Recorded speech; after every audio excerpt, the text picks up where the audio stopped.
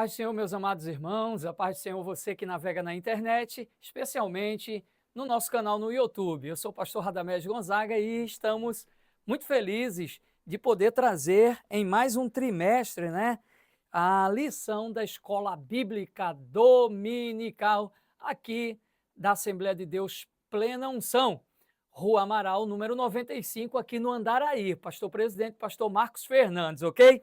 Então, estamos aí com uma nova lição, estamos aí com um novo assunto, que é o Evangelho de João, o Evangelho de Jesus Cristo, segundo escreveu João, como alguns teólogos afirmam, e com muita propriedade, é claro.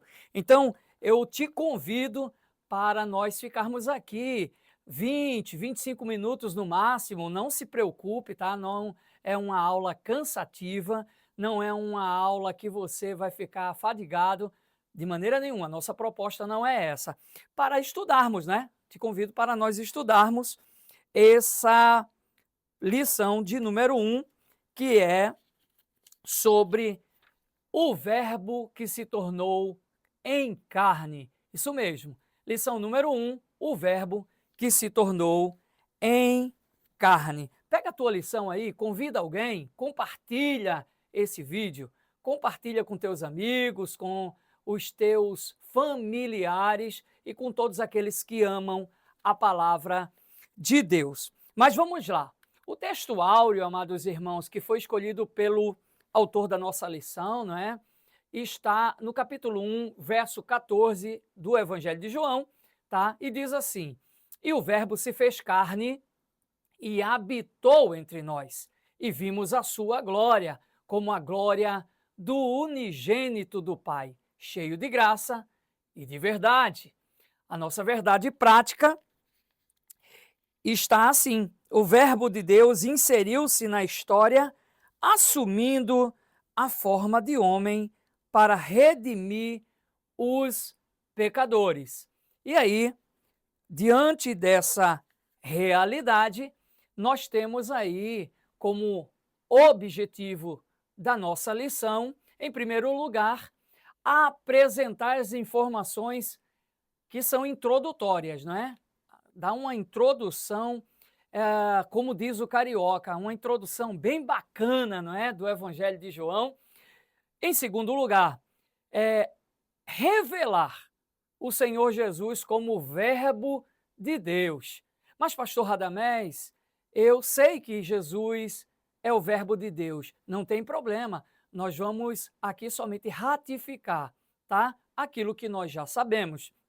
E, finalmente, explicar, tanto de forma doutrinária como de forma bíblica, a manifestação de Jesus.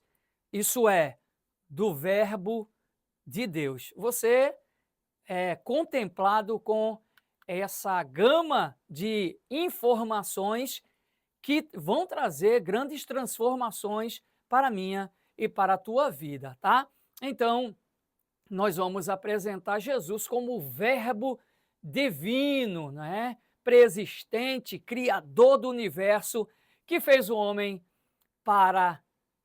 que veio para o homem. A intenção de Deus enviar o seu filho era tão somente, não era para...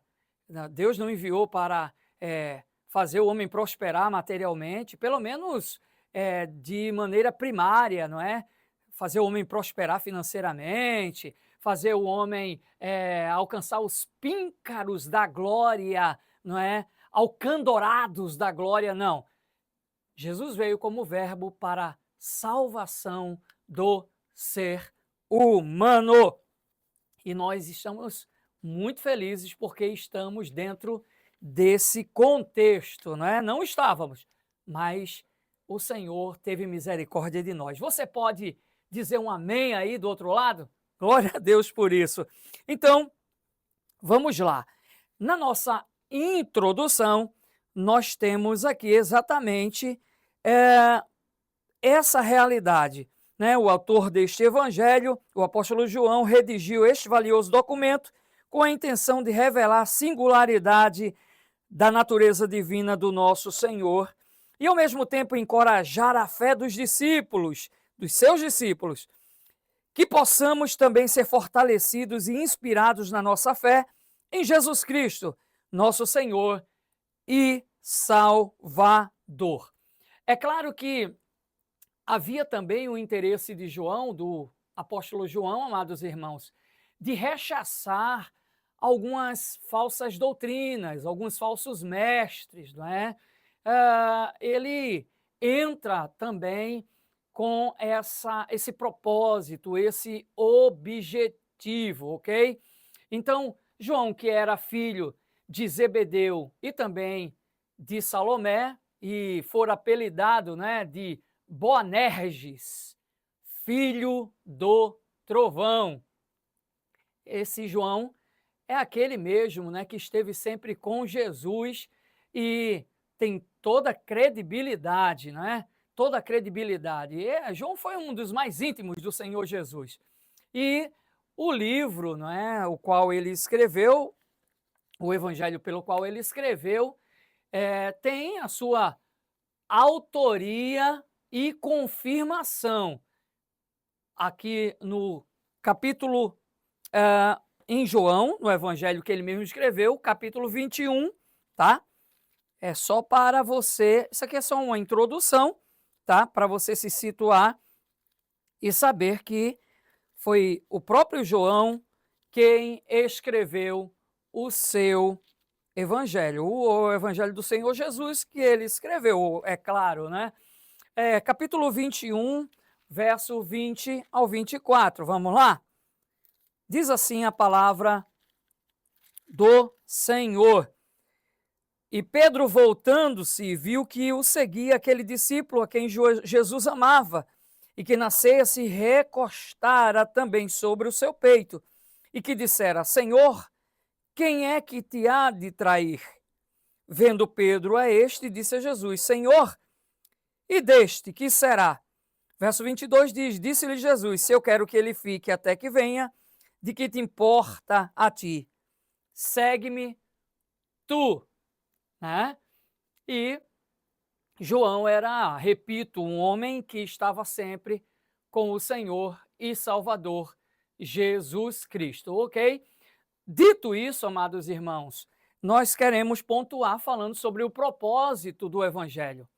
Jesus sempre deu credibilidade aos seus discípulos e essa credibilidade se estendeu para que os mesmos escrevessem, não é? O propósito do Evangelho de João não seria outro a não ser apresentar o Senhor Jesus como esse verbo encarnado. E já ressalto aqui para você, fica aí, não sai daí, que nós vamos pontuar aqui sobre a diferença entre encarnação e reencarnação.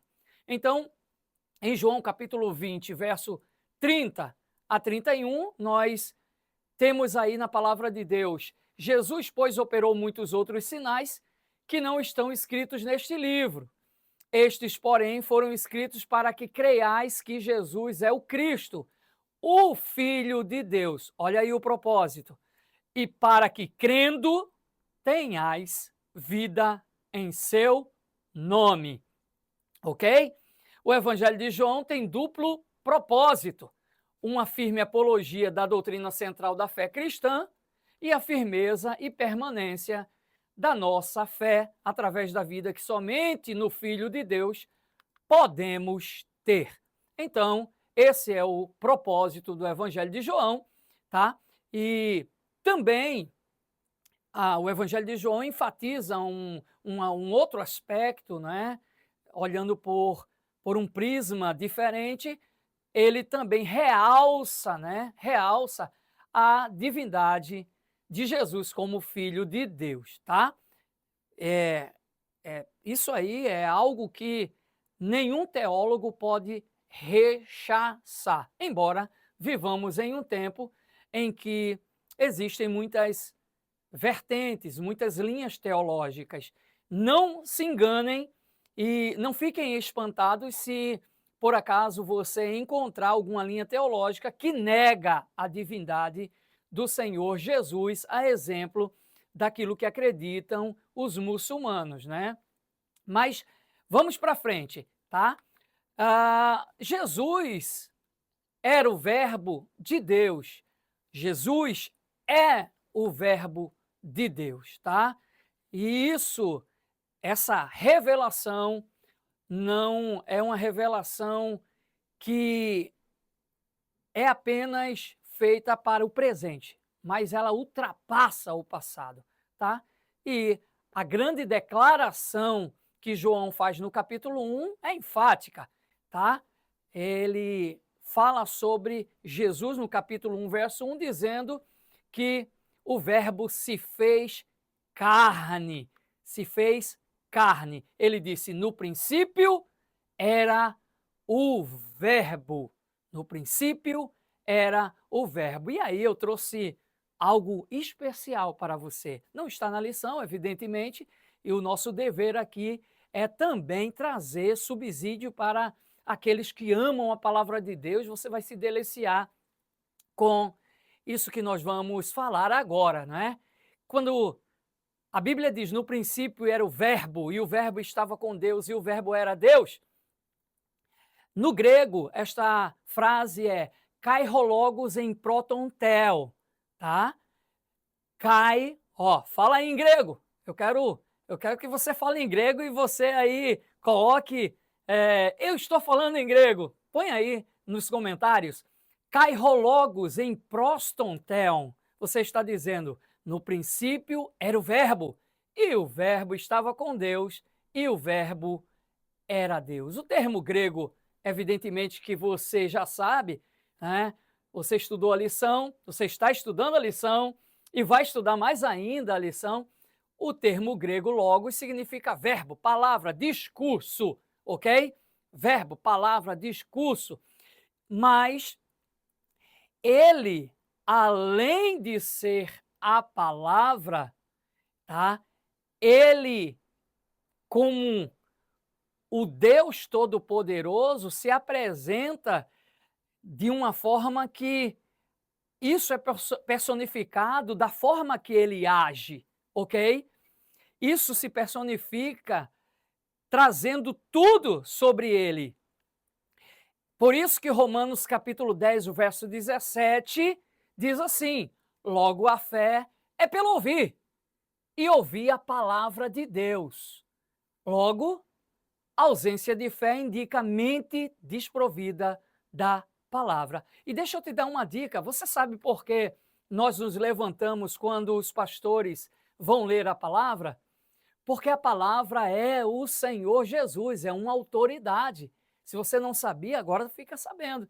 A gente se levanta e diante de uma autoridade nós temos que nos levantar. Ok? A encarnação do verbo. Nós prometemos no início dessa aula que iríamos trazer um lampejo sobre essa questão da encarnação, que não tem a ver com reencarnação. Você sabe muito bem que o prefixo re quer dizer novamente, novamente. Então seria o caso de encarnar novamente. Jesus não encarnou novamente. A palavra encarnação significa o ato de ser feito carne, tá bom? O ato de ser feito carne, ok? E o verbo se fez carne e habitou entre nós, tá? Isso aí é algo que já se consolidou no meio evangélico. Nós não vamos aprofundar, nossa intenção não é essa. Mas queremos dizer que os evangelhos relatam as necessidades humanas de Jesus, mostrando justamente essa realidade, incluindo sono, está escrito lá em Lucas, ele comeu, a proteção física e mais dezenas e dezenas de indicações da sua humanidade, tá? O Senhor Jesus, lembra lá no Getsemane, tá? Ele suou, lembra? Isso aí, eu penso que não há mais uma característica mais singular do que apresentar o Senhor Jesus como um homem que sua. E é sua mesmo, tá? Não é soa, não. Quem soa é sino. Não é? Quem soa é sino. A palavra correta é sua, ok? Ele sangrou, Jesus também expressou emoções e indicou alegria, não é? Incluindo alegria, tristeza, raiva, não é? Durante a sua vida, Jesus se referiu a si mesmo como um homem. Nós vemos isso em João capítulo 8, verso 40. E após a sua ressurreição, sua humanidade ainda era reconhecida. Nós vamos ver isso em Atos capítulo 2, o verso 22, ok? Então, partindo para o término da nossa lição, sim, já estamos partindo para o término. Nós temos a manifestação do Verbo e a luz do mundo. A Bíblia diz em João capítulo 1, verso 3 ao verso 5, todas as coisas foram feitas por ele, e sem ele nada do que foi feito se fez. Nele estava a vida, e a vida era a luz dos homens, e a luz resplandece nas trevas, e as trevas não a compreenderam. Então Jesus é o Criador de todas as coisas, ele estava no princípio com Deus. A manifestação e a habitação do Verbo, a Bíblia diz em João capítulo 1, verso 14, não é? Ao 18, e o Verbo se fez carne e habitou entre nós e vimos a sua glória como a glória do unigênito do Pai, cheio de graça e de verdade. A expressão habitou entre nós, no texto grego, não é? No texto grego, indica que o Verbo armou o seu tabernáculo, que coisa singular, não é? Ou tenda entre nós, tá? Ele não teve por usurpação ser igual a Deus. Isso nos traz uma lição muito grande, amados irmãos. Ele se despiu da sua glória, aniquilou-se, diz em Filipenses capítulo 2, do verso 6 ao verso 8, você vai ler, não é? Que ele se despiu da sua glória e se fez semelhante a nós, homens, ok? Isso é singular. E, finalmente, quero afirmar que o Evangelho de João nos apresenta Cristo como o Verbo que se fez carne para nos libertar. Não apenas para nos libertar, mas para prover, para ser o nosso guia, nosso sustentador, nosso protetor, nosso doador da vida e nosso garantidor da eternidade. Deus abençoe a todos em nome de Jesus. Eu espero ter lançado luz sobre essa primeira lição e não esqueça de compartilhar, não é? De curtir, de compartilhar, de abençoar-nos com a sua presença sempre aqui na EBD da Assembleia de Deus, plena unção. Deus abençoe a todos. Até a próxima, em nome de Jesus.